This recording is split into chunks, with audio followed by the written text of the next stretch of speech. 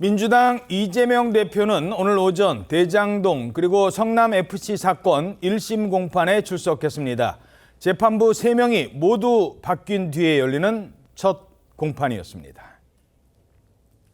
공판 갱신 절차 단초화되는데 어떻게 생각하시나요? 이제 재판 중단될 거라는 입장 인정하십니까? 21일 예정된 대장동 민간업자 재판에 증인 출석하시나요? 자, 이것도 재판부 바뀌면 재판부도 또 서류 처음부터 봐야 되잖아요. 재판부가 바뀐 재판은 어떻게 진행이 됐습니까? 공판 갱신 절차를 두고 양측의 이견이 있었습니다. 법원 인사로 이재명 대표 대장동 사건 재판부가 모두 바뀌었는데 오늘 첫 재판에서요.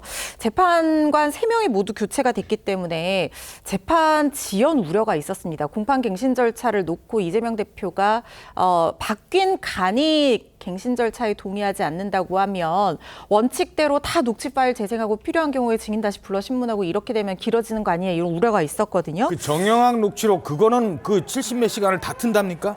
만약에 이제 원칙적으로는 그게 맞는데 지금 공판 갱신 절차를 규정하는 이 형사소송 규칙이 바뀌었기 때문에 원칙이 바뀐 겁니다. 그러니까 어떻게 바뀌었냐면 녹취록이 있는 경우에는 녹음 파일을 다 다시 듣지 않아도 된다는 원칙으로 바뀌었거든요. 그런데 오늘 재판에서 검찰은 이 최근 공판 갱신 절차 간이화됐기 때문에 재판부 뜻을 따르겠다. 그러니까 재판부에서는 원칙대로 진행을 하려고 한 거죠. 그랬더니 이재명 대표 측이 반대를 한 겁니다. 쟁점이 복잡하고 공소장 변경도 잦았기 때문에 충분한 시간이 확보돼야 된다. 이렇게 주장을 한 거예요. 그럼 또 듣자 그거. 그렇게 말하자면. 주장을 했는데 재판부에서는 받아들이지는 않았습니다. 그러니까 녹취록 확인을 원칙으로 하되 검찰과 이재명 대표 측이 주장하는 중요한 증거 주사에 한해서는 녹음 파일을 확인하겠다. 이렇게 중재를 한 건데요.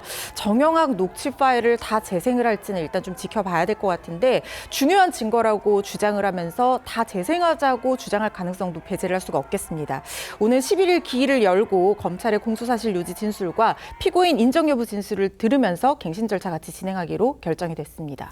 자, 이러면서 재판의 진행 속도를 놓고 양측이 지금 신경전을 벌이고 있어요. 예, 그렇습니다. 검찰과 이 대표 측이 설정 끝에 오는 11일로 예정된 기일에서 우선 공소요지 진술부터 하기로 했거든요. 그런데 이제 검찰은 아주 간략하게 공소사실 요지를 밝히겠다. 시간은 5분에서 10분 사이로 될 것이다. 이렇게 밝혔습니다.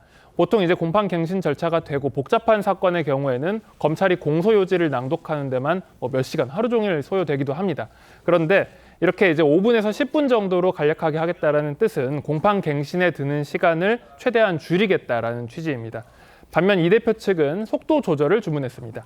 법원 인사이동으로 변호인들이 맡은 다른 사건들이 3, 4월로 변경되었다. 집중적으로 다른 사건들이 진행되어서 기일을 여유 있게 주셨으면 한다. 이렇게 요청을 한 것입니다. 그러니까 현재 대장동 재판이 주 1에서 2회 정도 진행되고 있는데 이제 이를 최대한 미뤄달라는 취지입니다.